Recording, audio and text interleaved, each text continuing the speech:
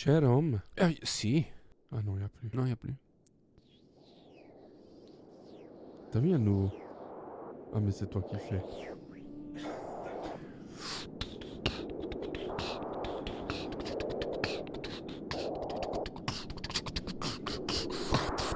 Ah merde, t'enregistres. Ah, pardon. Ah, J'allais... t'avais pas vu? Mec, non, heureusement que je me suis arrêté parce que j'allais commencer à dire de la merde. T'aurais pas dû remarquer alors. Ça aurait été très bien. Oh bon.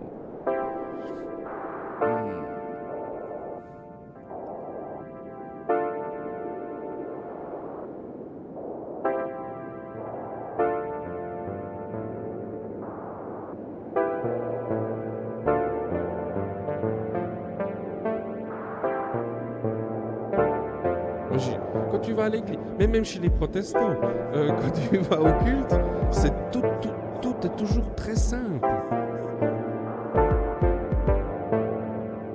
Est-ce que ça veut dire que les personnes qui sont au service de cette machine sémantique, ils sont mus par une volonté de domination? Ça, c'est mon hypothèse. En Christ, prendre l'autorité spirituelle. Et puis Vas-y, raconte ça, c'est trop bien. Et puis il dit allez-y maintenant, allez-y. Toi, Jérôme, si tu vois un conducteur d'église qui fait n'importe Il quoi, faut s'y eh soumettre ben, quand faut même. quand même que tu fermes ta gueule. Bienvenue dans Cosmogénèse. Une émission présentée par David et Jérôme.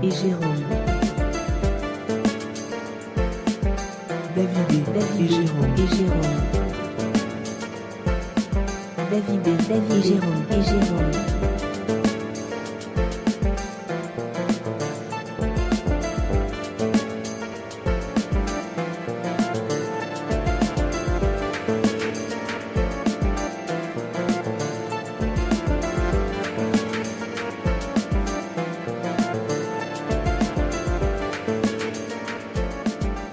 Et d'ailleurs, je prends cet exemple du baptême parce que tu en avais fait l'expérience quand toi-même, tu t'étais dit, bah, moi, mon expérience du baptême, je la vois comme ça. Ouais. Et puis, tu étais allé présenter cette interprétation. Et puis, on t'avait dit, non, pas du tout. Ça fait 2000 ans que le baptême, c'est comme ça. Je vois pas pourquoi maintenant ça changerait, en fait. Ouais. Alors que la question, c'était pas que ça change. C'est, mais moi, j'ai envie d'apporter quelque chose. Ouais. J'ai envie d'apporter quelque chose de mon expérience, de mon phénomène, de mes réflexions. Mais ça joue pas. Parce que ça correspond pas à ce code.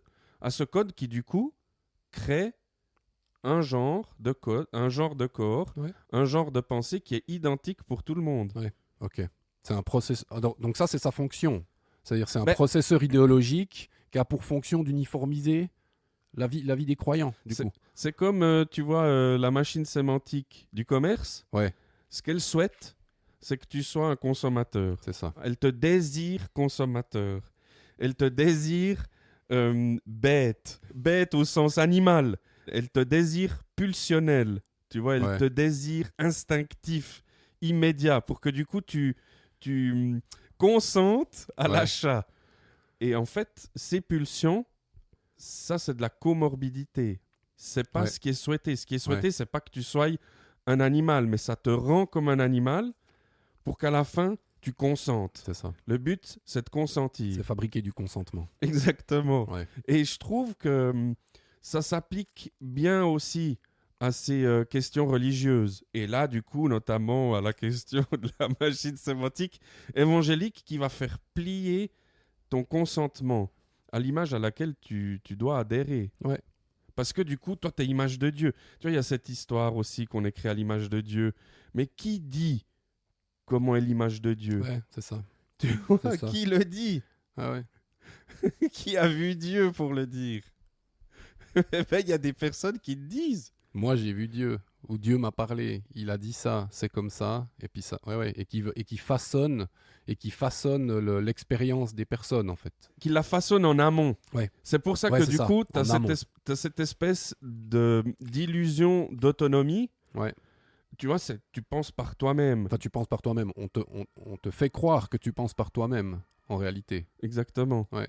Tu penses que tu vois, t'as souhaité acheter ce truc. Ouais, mais en fait, c'est un désir qui a été induit par la machine sémantique commerciale. Ouais, c'est ça. Et par cette espèce de... tu vois, par cette envie de venir exciter les passions et les pulsions. Ouais. Et tout en te disant que tu es libre. Que t'es libre. Ouais, c'est ça. Tu es libre d'acheter ou non. Et à la fin, en fait, c'est pas vraiment le cas, quoi. Ah, puis à la fin, tu te retrouves avec ton objet entre les mains, la pulsion est retombée, et puis Le désir a disparu. le désir a disparu, tu es dans désir a l'ennui, et disparu. le désir qui a disparu doit être remplacé par un nouveau désir, Mhm. finalement. Mais du coup, si tu calques ça sur cette idée de machine-là sur le phénomène religieux, et puis là, ben, nous, on parle de l'évangélisme, donc sur le phénomène évangélique, ça veut dire que cette machine sémantique, elle vient en amont créer des archétypes de foi, de pensée, d'expression de foi, et puis de manifestations communautaires, quoi, dans lesquelles tu rentres ou dans lesquelles tu choisis de ne pas rentrer.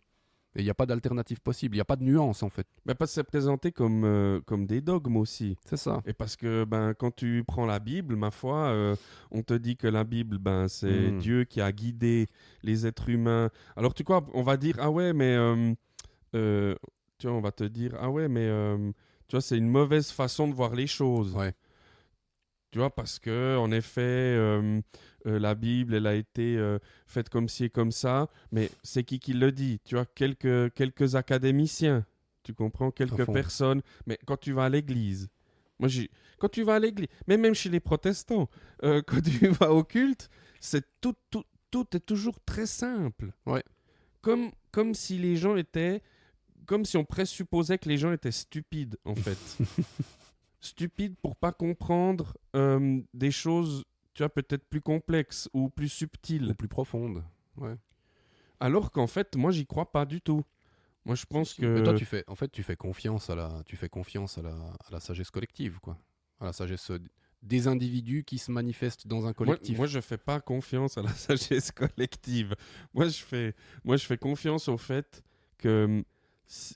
Moi, je fais confiance au fait que les individus sont beaucoup plus intéressés que souvent ce que l'élite prétend, tu vois, dire. Ouais. Je pense à Tolkien qui dit qu'un enfant, il faut lui mettre un vêtement plus grand pour que ça puisse l'accompagner tout au long de sa croissance. Ouais, c'est ça. Par exemple, les enfants, c'est pas pour comparer des adultes aux enfants. C'est pas ça que je veux dire. Ce que je veux dire, c'est, je prends l'exemple des enfants parce que qu'est-ce qu'il leur est proposé comme par exemple dessin animé ou animation ou film, t'as vraiment des sacrées merdes. Oh, la patte patrouille. Par exemple. C'est la folie. Où tout est très simplifié. Ouais. Les couleurs sont très simplifiées, les personnages sont très simplifiés, tout est très simplifié. Et même les ambiances sonores, les musiques, c'est dégueulasse. les génériques. C'est dégueulasse. C'est immonde. Ouais. C'est immonde. Et puis, de l'autre côté, t'as Miyazaki, par exemple. À fond, ouais. T'as Ponyo. Tu vois, alors tu fous un gamin devant Ponyo, mec, c'est bon.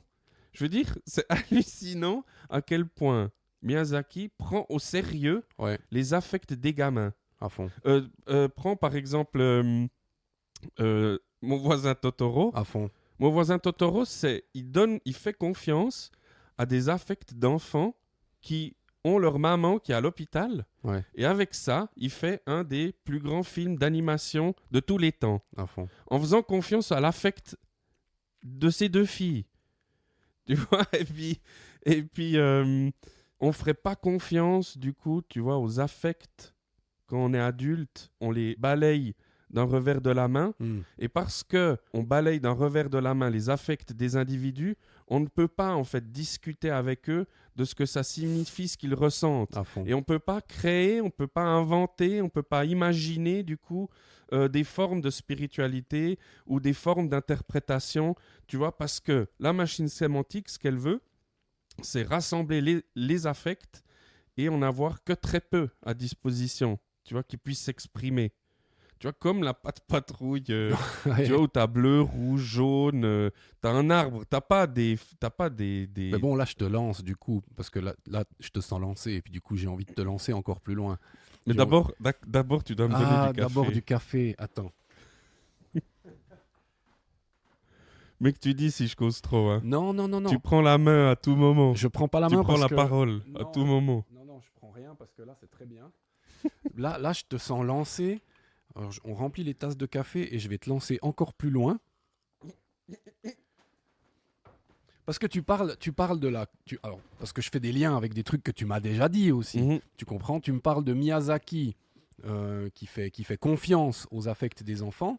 Et tu parles en opposition à ça, tu confrontes à ça la machine sémantique qui ne fait pas confiance aux affects des adultes et puis qui vient... Les affects des adultes sont soupçonnés Exactement. d'être mauvais. Donc, la machine sémantique, par extension, c'est un outil de domination. Si tu veux. Est-ce que ça veut dire que les personnes qui sont au service de cette machine sémantique, ils sont mus par une volonté de domination? Ça, c'est mon hypothèse. Ça, mais je sais. c'est- Du coup, je te ça, lance mon avec hypothèse. Ça, je te c'est mon lance là-dedans avec les deux bras. Ça, c'est mon hypothèse. Et puis, tu vois, on pourrait faire intervenir un autre concept philosophique, tu Ouais. vois, qui est celui de la violence symbolique, À fond. où un groupe d'individus domine un autre groupe d'individus en utilisant des codes symboliques très particuliers, Mhm. très spécifiques, qui sont pas une vérité en soi, mais qui sont localement Ouais. situés. Et ça, c'est une bonne définition, je trouve, du langage et des structures hiérarchiques qu'il y a dans les groupes évangéliques, avec les 4 ministères, là, apostolique, prophétique, Ouais. Pastoral, pastoral. doctoral. Si tu veux, ça colle bien, ce principe de violence symbolique. On peut l'utiliser et l'appliquer là-dessus. Ça, c'est une première chose. Après, quand je dis que cet amour de la domination, c'est mon hypothèse, elle vient d'une anecdote aussi. Elle vient d'un... Elle vient d'une expérience. Ouais, bon, il y a l'expérience personnelle, mais c'était pas ça que je voulais dire avant. Avant ça, c'est pas ça que je voulais Ouais, je dire. sais. Mais je peux la mélanger à ça après. Il y a eu une discussion avec mon psychiatre, parce que, tu vois, je fais de la thérapie aussi, pour y voir clair. Bah oui. Et on parlait des idées délirantes. Et puis, on parlait de la religion. Et puis, bon, lui, il est très libéral. Lui, il est de culture musulmane, tu vois. Il est de Ouais. culture perse. Alors, c'est hyper intéressant parce qu'on n'a pas du tout la même matrice. Ouais, Alors, pas la même perspective. c'est ça. Alors, du coup, il y a des espèces de ping-pong vraiment intéressants dans les échanges. Et on parle des idées délirantes. Après, il me dit que lui, dans sa pratique, tu vois, on pourrait aussi dire d'une certaine façon que les diagnostics psychiatriques peuvent être des formes d'idées délirantes. Ouais. Tu vois, À fond. il s'amusait à me présenter ça comme ça. Et puis après, il me donne un exemple. Il me dit, quand il était en Iran, et puis qu'il était jeune docteur, il reçoit en cabinet un père qui a perdu sa fille, qui est morte. Et en fait, lui, il est persuadé qu'elle a été enlevée. Ouais. Il est persuadé que c'est sa mère qui lui a enlevé, la mère de la fille qui l'a enlevée. Et en fait, ça génère toute une histoire avec les autorités locales, et puis ils vont jusqu'à exhumer le corps de cet enfant. Et en effet, si tu veux, il y a sa fille qui est là. Tu comprends? Ouais. C'est Devant hyper, ses yeux, quoi. c'est hyper dramatique ce qui arrive. Il me dit c'est terrible. Et puis lui, il reste dans cette idée que sa fille elle était enlevée, c'est pas sa fille. Ok. Il dit c'est vraiment une idée. Il reste comme figé, comme il ça. reste figé dans Ouais. cette idée délirante. Et puis du coup, quand il arrive en consultation, il faut savoir si il est délirant sur tout ou que sur certains vécus. Et donc, ils discutent musique, ils discutent tout un tas de sujets. Et donc, mon médecin constate qu'il est tout à fait raisonnable. Mais que quand il l'amène sur le terrain du décès de sa fille, là, il part en couille, le mec. Il C'est part ouf. complètement en couille. Il garde son idée. Et puis, tu vois, moi, dans cette discussion, tu vois, je fais, tu vois, la mort l'a rendu fou, je sais pas quoi. Puis lui, il me dit, mais peut-être, mais moi, ce que je constate aussi, c'est que cette idée délirante, là, Précisément celle-là. Ouais. celle-là, le protège de la souffrance. Ok. Le protège de la souffrance avec le corollaire, tu vois, de ne pas pouvoir faire le deuil, etc. Ok, Ouais. mais sur le fait que, tu vois, là, il va souffrir énormément, Mhm. il y a une espèce d'idée délirante qui vient comme pour le soustraire au réel et le protéger d'une certaine façon de cette souffrance qu'il va vivre. Et puis moi, j'ai entendu ça. Puis tu fais le parallèle. Et puis du coup, tu vois, je me dis, je sors de la consultation, et puis du coup, je me dis, ah, mais c'est question d'autorité. Bon, d'abord, c'était sur la question de la médiocrité, mais je vais pas parler de ça. Je vais parler plutôt On sur... en parlera, Ouais, on en parlera dans cet arc aussi, de la médiocrité, mais Mais là, c'était la question l'autorité. de l'autorité. Puis je me disais, mais est-ce que l'idée délirante de devoir avoir un pasteur qui dirige ta vie, c'est pas d'une certaine façon c'est pas d'une certaine façon une manière Ouais. de pousser de côté un affect qui serait celui d'aimer diriger au-delà de ce qui est raisonnable. Ouais. Tu vois, un pasteur devant, il adore en fait dire aux gens ce qu'ils doivent faire. Ouais. Il adore aux gens, il jubile. C'est vraiment son délire de dire aux autres comment est-ce qu'ils doivent baiser, comment est-ce qu'ils doivent manger, à comment fond. est-ce qu'ils doivent gérer leur fric, tu comprends? Mais parce que c'est pas possible d'avouer, de s'avouer ou de se l'avouer en tant que communauté qu'il y a des types qui adorent en fait avoir l'autorité sur les autres, alors on invente tout un tas d'idées délirantes au sujet d'une hiérarchie que Dieu aurait instaurée À fond. et par rapport à laquelle on devrait se On soumettre. devrait s'y soumettre. Tu ouais, vois. ouais. Moi, tout d'un coup, ça m'a fait tilt. Je me suis dit, ah putain, c'est pas mal de voir ça comme ça. Parce qu'effectivement, tu parles de l'expérience, puis moi, je me souviens que, Mais tu vois, quand je prêchais, pareil. si tu veux, les gens sont, ils Ils boivent tes paroles. Ouais, c'est ça.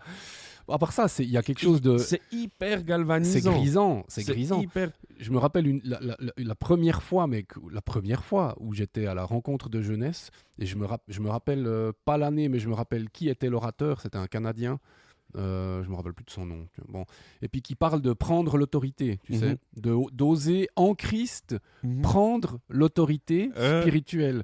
Et puis Vas-y, raconte ça, c'est trop bien. Et puis il dit, allez-y maintenant, allez-y, prenez l'autorité qui est la vôtre, et puis vous y allez. Et puis moi je me dis, bah ok, j'étais équipier de prière. Ils appellent les gens devant, ils appellent les équipiers de prière, puis ils disaient, allez-y, priez pour les gens. Puis moi dans ma tête je me dis, ok, prenez l'autorité, prenez l'autorité. Du coup je vais vers les gens, puis je prends l'autorité, tu vois. En fait, je prends rien du tout, mais intérieurement, c'est comme si je me saisissais de quelque chose, tu comprends?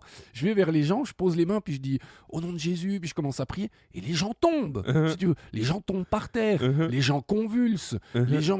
Bon, et ensuite, plénum suivant, le mec monte sur l'estrade, alléluia, il y a des gens qui ont pris autorité, j'en suis sûr, venez témoigner. Et je monte sur l'estrade, si tu veux. Je monte...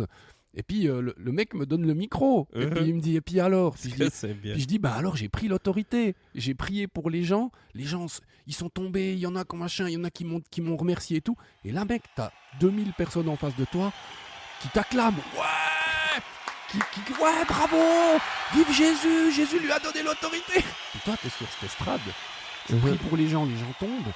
La collectivité reconnaît ce charisme de leader, d'influence, de pouvoir. Mec, c'est galvanisant, c'est grisant, ouais. Tu te sens important. Honnêtement, moi je trouve pas malsain d'esprit de se sentir bien à ce moment-là. Si tu veux.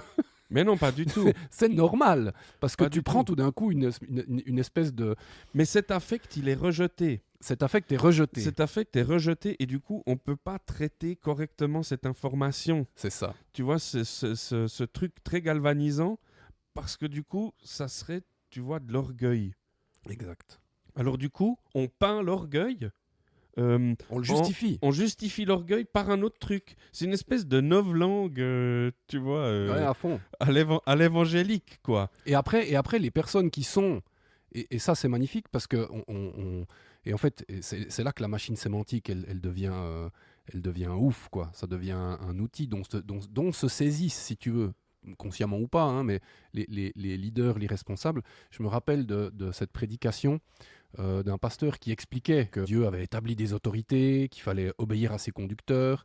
Il prenait des exemples pour dire qu'un homme selon le cœur de Dieu, comme David, c'est un homme qui, quand il est dans la grotte avec le roi, ne tue pas son roi parce qu'il se soumet à l'autorité. Ouais. Et que donc être selon le cœur de Dieu, tu comprends, c'est ne pas se soumettre, c'est se soumettre Ouais. à l'autorité et puis refuser de... Même si l'autorité, c'est Essaye- des cons. Même si l'autorité, c'est des Parce que débiles. Saül, à tu ce comprends. moment-là, c'est vraiment un con. Bah, il veut le buter, En non? tout cas, il l'est présenté dans la narration biblique Ouais. comme étant en dehors de la volonté de Dieu. Et Et le- même s'il est en dehors de la volonté de Dieu, Ouais, c'est ça. David, tu vois, il Exact. s'y soumet. Donc toi, Jérôme, si tu vois un conducteur d'église qui fait n'importe quoi, Il faut s'y eh soumettre ben, quand faut même. quand même que tu fermes ta gueule. Et puis... Et ce prédicateur, du coup, il explique comme ça que il faut se soumettre aux autorités. Et puis, en fait, et là, la machine sémantique, elle devient intéressante parce qu'il utilise, si tu veux, toutes ces constructions pour justifier ce qu'il dit. Et alors, lui, il l'explique par le prisme de les leaders sont leaders parce qu'ils sont établis par Dieu. Quand j'étais à l'école biblique, j'étais pas leader, j'étais apprenant. Mhm. Et quand j'étais apprenant, la chose que j'ai dû apprendre, c'est de me soumettre aux conducteurs de l'époque, aux pasteurs, aux professeurs, aux théologiens, à toutes ces personnes-là. Et parce que je me suis soumis, je peux soumettre moi les gens plus tard. Tu vois, c'est ça le discours. Soumettez-vous, et plus tard, quand vous serez appelés par Dieu, les personnes vont se soumettre à votre autorité parce que vous-même, vous vous êtes soumis en amont. Tu comprends? Moi, Ouais, vas-y. Ouais. Moi, j'ai une idée sortie du chapeau Vas-y. pendant que tu parles. C'est que ça me fait, si tu veux, ça me fait quand même beaucoup penser à, tu vois, à des versions traditionnelles de transmission de tradition. Ouais. Par exemple, moi, j'ai beaucoup écouté, j'ai beaucoup aimé Ampateba, tu Mhm, vois. mhm. Et lui, il explique que, tu vois, en Afrique, quand il faisait des transmissions de culture, si par exemple, tu allais te faire initier, tu vois, chez les chasseurs ou je sais pas, chez quel porteur de masque, À fond. quand tu arrives chez lui, tu oublies tout. C'est-à-dire que tu peux pas apporter tes idées. C'est pas un mélange. Il n'y a pas un mélange de ce que toi tu pourrais dire, ou de ce que toi tu pourrais faire, ou de ce que toi tu pourrais apporter. Il y a une tradition. Et en fait, tu dois t'y soumettre de A à Z. Dans le sens où tu prends sur toi l'identité de celui qui va t'initier, du coup. Tu deviens comme lui. Ouais. Le parallèle, du coup, avec le discipulat de Christ envers les 12, Ouais, à fond. ça ressemble quand même pas mal. Donc, et l'idée sortie du chapeau, c'est que cette idée de soumission, là, c'est une espèce de décadence, tu vois, Ah, putain. du discipulat originel Ouais. dans lequel tu entres en résonance avec quelqu'un, comme, tu vois, Élie qui transmet son Ouais, manteau. qui transmet le vêtement. Ouais, à fond. Tu as une espèce de passation, de tradition qui peut être vécue, tu Hmm. vois, hyper bienveillamment. Ouais. Tu vois, du moment où c'est consenti, du moment où tu décides d'adopter, tu vois, une tradition, sans inventer, tu vois, cette idée Ouais, à fond. qu'il faille se soumettre parce que Dieu te l'ordonne. Alors que, tu vois, si tu vas chez quelqu'un parce qu'il a une information, si tu as envie d'apprendre un instrument de musique, je dis n'importe quoi, un pianiste que tu aimes bien, tu vas apprendre sa méthode, bah, tu vas prendre sa méthode. Ouais. Tu peux pas commencer, tu vois, à mélanger ton idée, c'est pas possible. Alors du coup, tu entres dans une espèce de rapport qui est celui du coup de l'altérité, même si pendant un temps, tu revais l'identité de l'autre. Tu vois un peu le délire que je Ouais, veux raconter. Mais je vois le délire et puis ça fait... Alors, ton idée sortie du chapeau fait écho avec une relation que moi j'ai eue avec une personne Tu vois, pour le coup, je critique beaucoup l'institution salutiste. Et pour le coup, dans l'institution salutiste, j'ai rencontré une personne qui était officier de l'armée du salut, qui a matérialisé parfaitement ce que tu expliques là. C'est-à-dire que c'était un officier à la retraite, qui s'appelle Georges, qui est décédé aujourd'hui. Et puis, quand j'allais prêcher, lui, il était retraité, il était présent, si tu veux, dans la communauté. Et il dirigeait l'aspect musical, tu comprends, des réunions. Et moi, j'allais prêcher. Et ben, comme on construit les moments cultuels, ben, en amont, je lui envoyais les textes, il m'envoyait les chants qu'il avait choisis, puis on essayait de créer une représentation, si tu veux, une mise en scène qui était cohérente, tu vois, entre les paroles des chants, la prédication, etc. Et puis, ce qu'on faisait, c'est qu'après chaque culte, on se retrouvait chez lui. Donc, il avait 80 piges, tu vois. On se retrouvait chez lui, il coulait 2 cafés, et puis on débriefait, tu vois, on discutait. Et puis moi, ben, j'écoutais cette personne parce que elle avait 80 piges et puis que ça faisait plus de 40 ans qu'elle prêchait. Tu comprends ? Il y a une expertise, comme quelqu'un qui a une virtuosité au piano puis qui prend un débutant, eh ben, il y a une expertise, tu vois. Il y a un geste, ou un artisanat, tu vois, que tu peux apprendre. Et puis cette personne-là, en fait, je suis resté très attaché à Georges parce que on a toujours discuté sur le faire, si tu veux, sur la manière de prêcher. Lui, il me partageait son expérience en me disant « je fais comme ça, toi, tu as fait ci, ça, tu vois, je remets en question ton geste, peut-être que si tu faisais le geste plutôt comme ça, par rapport aux gens qui t'écoutent, tu vois, il y avait quelque chose de très bienveillant. Mais par contre, dans l'être profond, il m'a toujours dirigé non pas vers une forme idéale que lui aurait fantasmée, dans laquelle il aurait voulu me mettre, mais il m'a dirigé vers ce qu'il pensait qui correspondait à Jérôme. C'est-à-dire que, tu vois, Élie, quand il transmet le vêtement, il transmet le vêtement. Mais la personne qui porte le vêtement, c'est une autre personne, tu comprends ? Et puis Georges, il a toujours fait ça. C'est-à-dire qu'il m'a dit, c'est lui qui m'a dit, va lire Proudhon, par exemple. Il m'a dit, Proudhon, moi, c'est pas mon délire. Vraiment pas. Mais vu ce que je sens chez toi, vu la fibre libertaire, vu la manière que tu as de poser, vu les références que tu as, peut-être que pour toi, te développer, il faudrait que tu ailles lire Proudhon. C'est-à-dire qu'il m'a toujours appris comment faire, mais dans un faire, si tu veux, il a, je vais le dire avec des mots un peu romantiques, si tu veux, mais il a toujours voulu libérer le véritable Jérôme, mais dans un faire commun, si tu veux. Ouais. Et ça, je le dis a posteriori, mais le sentiment... Vous aviez une collaboration, quoi. Il y avait une collaboration. Il y avait une collaboration et il y avait une véritable transmission dans ce que moi, je comprends comme transmission discipulaire, comme ça a pu être le cas entre le Christ et les disciples. Là, je fais référence à l'idée qui a été mise en avant par Rob Bell dans comment il expliquait le discipulat.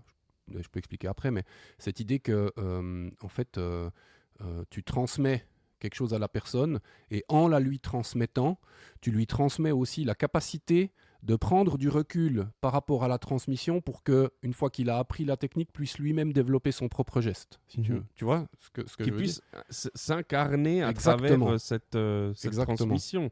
C'est exactement ça. C'était un peu, tu sais, on avait suivi Honore ton père et ta... Ouais, vas-y. Vas-y. Non, mais on avait suivi une formation, les deux, à l'Uni, il y a quelque temps, avec le philosophe Claude Birman, où il parlait du verset dans l'Ancien Testament qui parle d'honorer son père et sa mère. Et il dit, honorer son père et sa mère, c'est pas leur obéir, c'est pas comment tu dis, c'est pas leur obéir, c'est pas leur vouer un respect absolu, c'est pas répéter c'est pas répéter une deuxième fois leur vie. Exactement, c'est pas répéter une deuxième fois leur vie. Il dit honorer, ça veut dire appuyer, tu vas mettre du poids sur eux, sur ce qui s'est passé. Et il dit en fait, en devenant la personne que tu deviens, en faisant le tri, si tu veux, sur les choses que tu as appris, et puis en développant ton propre geste, ton propre déploiement dans l'existence, en fait, tu démontres que ton père et ta mère, à travers le tri, le filtre critique que tu peux opérer sur ta vie, ils ont réussi. Et ce faisant, tu les honores. Si tu veux. Et ça, j'ai trouvé puissant. J'ai trouvé extrêmement puissant. Moi, parce que ça donne toute sa place à la transmission. Ouais. Ça m'avait fait beaucoup de bien d'entendre ça. Ouais, moi aussi. Ça m'avait fait vraiment beaucoup de bien. De comprendre que si tu appliques, parce que ça, tu peux le faire sur ton père et ta mère, mais tu peux le faire aussi sur certaines idées ou sur une certaine tradition. Ouais. C'est-à-dire que si tu appliques à la lettre ce que ton père et ta mère t'ont dit de faire ou ont fait, c'est comme si leur vie n'a pas suffi. Exact. Il faudrait la refaire encore C'est et ça. encore et encore, dans une espèce de répétition où finalement les morts ils sont jamais en paix. À fond. C'est un peu paradoxe, c'est un peu contre-intuitif de le voir comme ça. À fond. À fond. Mais du coup, ça permet aussi ton incarnation. Ben, c'est ça. Ça permet ton incarnation. Et puis, je trouve intéressant tu vois, ce dialogue qu'on a en parallèle entre, d'un côté, une machine sémantique qui distribue des rôles, qui en amont code des comportements et donc code une certaine posture du corps, tu vois, d'un côté, et de l'autre côté, une transmission qui souhaite, je sais pas si elle souhaite, mais qui permet, qui engage en une incarnation, je sais pas si on peut dire personnalisée, c'est pas tellement le bon terme. Ça rejoint ce truc où finalement, avec le texte évangélique, tu rencontres le Christ. Ouais. Parce qu'il y a cette question du corps qu'on a évoquée plusieurs fois. Le corps. Et c'est vrai que dans les évangiles, le corps, c'est très spécial. Parce que le corps de Jésus, tout d'un coup, il est glorifié. Le corps de Jésus, tout d'un coup, il disparaît. Il est absent, Le corps de Jésus, il est absent. Il est mortifié. Il est mortifié. Il est très symbolique. Ouais. Et je trouvais intéressant l'idée que finalement, si le corps de Christ dans les textes évangéliques apparaissait de cette façon, c'est parce qu'en fait, il se substitue dans une espèce de double jeu, je sais pas bien comment dire, mais avec une espèce d'entrée et de sortie, tu vois, une entrée dans le texte et une sortie du texte par notre propre corps à nous. Ouais, à fond. Puisque finalement, l'idée, c'est que l'évangile, il s'incarne chez nous, ou que nous, on incarne l'évangile. C'est ça. C'est très particulier, ça me fait penser à ces symétries assez classiques qu'il y a dans la narration même du texte. Finalement, le corps glorifié de Jésus, c'est moi. Ouais. Tu vois, ouais. C'est mon propre corps. C'est Christ finalement ressuscité parce que du coup, j'ai décidé d'accepter un bout de son message. Ouais. Tu vois, alors du coup, je le fais mien. Alors ce type qui est mort il y a 2000 ans continue encore d'exister. Ouais. Il reste vivant, c'est ça. Il reste vivant. Contrairement à ton ami, pour reprendre l'anecdote du début, cette histoire où ton ami t'exprime que tout son corps souhaite s'en aller et que tout son corps souhaite rester en même temps, dans cette espèce de terrible contradiction. Moi, ça m'a bouleversé à part ça. Hein. Ce témoignage-là, il m'a bouleversé. Mais pardon, excuse. Non, mais vas-y. Non, mais ça m'a bouleversé, ça m'a fait pleurer, si tu veux. Le fait qu'une personne me dise, le fait de lire comme ça, j'aimerais partir, mais j'ai pas envie de partir, cette espèce de... Tu sais, l'âne bloqué entre les deux carottes, tu sais, qui veut aller à la carotte de gauche, mais qui peut pas parce qu'il y a la carotte à droite, mais qui peut pas parce qu'il y a la carotte à gauche, et puis qui en fait est comme figé comme ça, comme un esprit qui essaye de s'échapper d'un corps dont il peut pas s'échapper, quoi. Ouais. Cette espèce de sensation d'enfermement, moi, ça m'a retourné, si tu veux, intérieurement. Je me suis senti très mal pour cette personne. Alors, je projette, si tu veux. Je projette par le prisme de mon expérience à moi, mais c'est un témoignage qui m'a vraiment bouleversé. Vraiment, je me suis senti pas bien en lisant ça. Mais pardon, tu voulais dire quoi ? Excuse. Non, mais moi, ça m'intéresse, ce bouleversement. Parce que ce bouleversement, il laisse place à des affects, il laisse place à des émotions, il laisse place à une corporéité qui, toi, pour le coup, t'a fait sortir, t'a fait prendre le large, t'a fait t'incarner aussi dans ta pratique professionnelle auprès des personnes en fin de vie, avec ton travail d'aumônerie. Et ça, si tu veux, ça te met en porte-à-faux de cette machine sémantique qui, elle, utilise tout un tas comme tu as dit, de protocoles langagiers pour empêcher finalement que le corps ressente un certain nombre d'affects Ouais. ou, comme on a dit tout à l'heure de façon un peu taquine, c'est-à-dire de renommer certains affects qu'on pourrait considérer, tu vois, mal, comme par exemple L'attrait du pouvoir. ouais, comme l'attrait du pouvoir, Ouais, finalement, comme quelque chose de bien, parce que, tu vois, en fait, tu guides les brebis de Jésus. Comment est-ce que se matérialise concrètement ce que tu nommes protocole langagier vis-à-vis de cette idée que l'évangélisme se constitue par une ontologie de l'abus? En fait, alors, c'est une hypothèse de réflexion. Tu vois, c'est un départ, c'est un point de départ. C'est pas une conclusion. Donc, on a quitté. Enfin, moi, j'ai quitté ces milieux maintenant depuis une dizaine d'années. En 10 ans, moi, j'ai choisi la posture de continuer à discuter. J'ai choisi la posture de. Il y a plein de gens qui partent et puis qui choisissent de partir en fermant la porte. Moi, j'ai plusieurs amis qui sont toujours dans les milieux évangéliques, et puis j'ai choisi l'autre posture, c'est la posture qui veut pas couper le lien. J'arrive pas à me résoudre à dire tous des cons. J'arrive pas à ça. J'ai envie de rester en lien avec les gens, et puis du coup, j'ai choisi d'adopter la posture du dialogue. Et puis, il se fait que c'est hautement spirituel. Non, mais il se fait que en dialoguant du coup avec des amis qui sont encore évangéliques, en acceptant de dialoguer et de répondre aux questions d'anciens camarades évangéliques qui viennent du coup remettre en question mes choix, il se fait que depuis 10 ans, et c'est pour ça que je dis que c'est qu'une hypothèse, parce que c'est pas une conclusion, mais je constate que les injonctions, que les interpellations, que les arguments, que les réponses à mes questions, mec, c'est toujours les mêmes.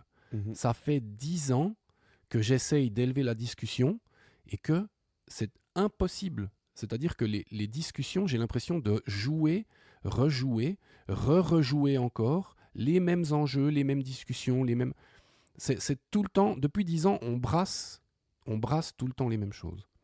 Et puis quand tu viens me parler de cette machine sémantique, on parle de machine, on parle de codage, et puis je me suis dit, ah punaise, en fait les gens qui sont pris dans cette machine sémantique, le codage fait émerger, et puis du coup c'est de là que vient le mot protocole, le langage a fait émerger des protocoles langagiers que les défenseurs, les avocats, ou je ne sais pas, appelle-les comme tu veux, dont ils se saisissent, en fait, mais sans les investir avec une posture critique.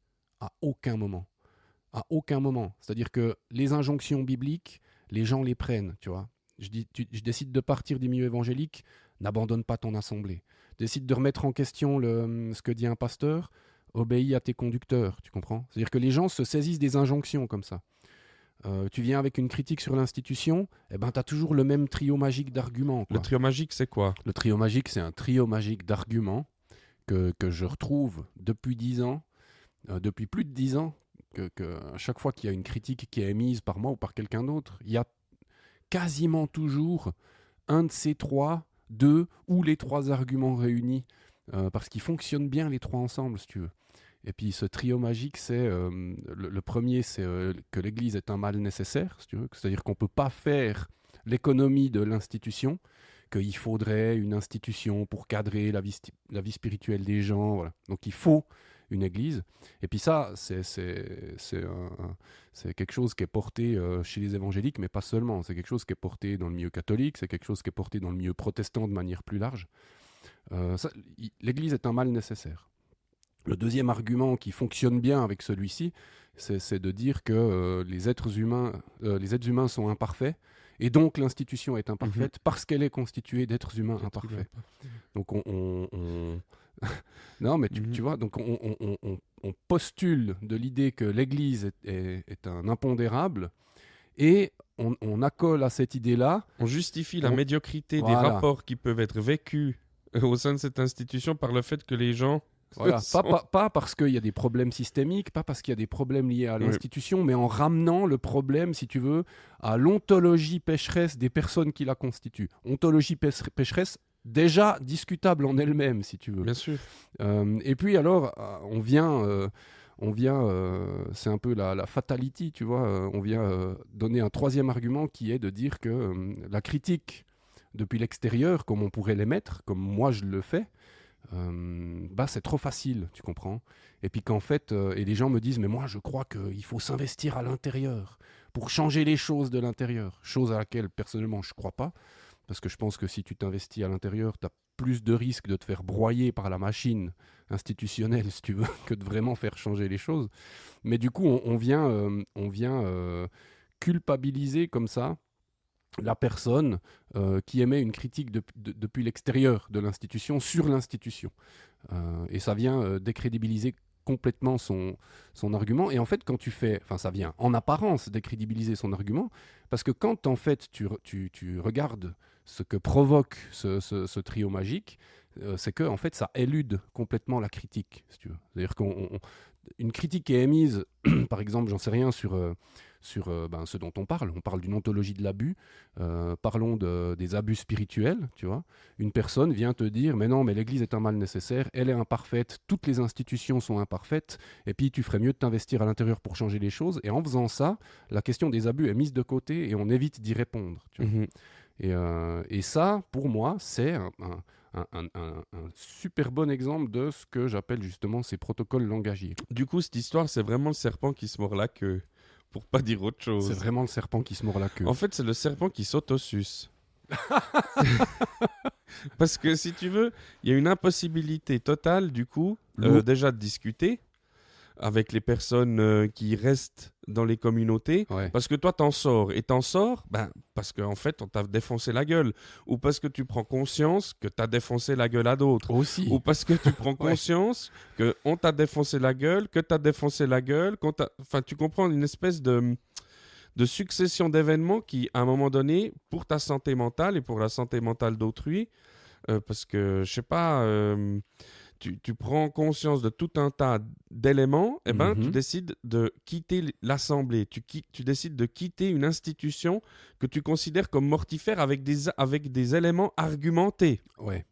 Et quand on en parle... Mais sans couper le lien avec les gens. Toi, sans couper le lien avec les gens. Toi, tu as eu besoin de couper le lien. Non, moi, j'ai coupé le lien parce que, ça ne m'intéresse pas de discuter 1000 ans, quoi. Ouais.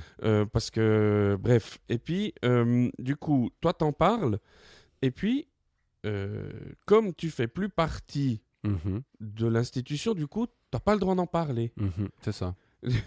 Et du coup, tous les éléments critiques que tu avances ne sont pas entendus sous prétexte que tu fais plus partie du truc, parce que, soi-disant, il faudrait être dedans, comme tu dis, pour changer les choses de l'intérieur. Mais quand tu es à l'intérieur, les gens ils te demandent de fermer ta gueule et de te soumettre. C'est ça. Mais ce trio magique, c'est pas le seul argumentaire que tu as entendu. Oh non, mec, j'en ai une liste, mais j'en ai une liste longue comme le bras.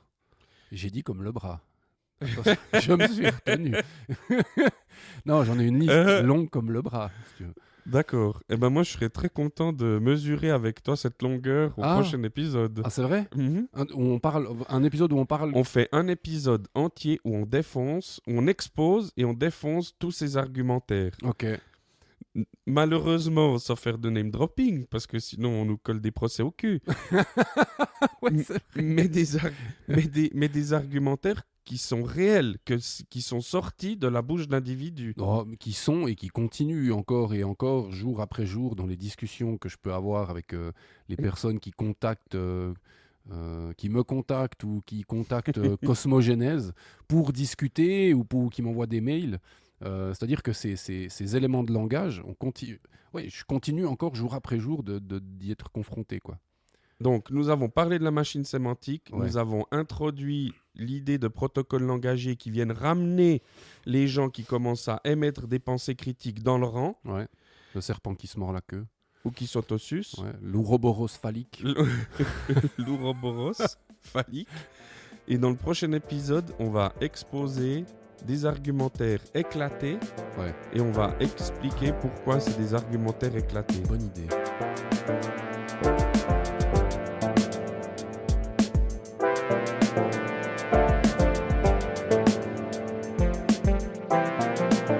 étiez à bord du podcast Cosmogénèse. Cosmogénèse. Rejoignez-nous à la prochaine causerie. À la prochaine causerie.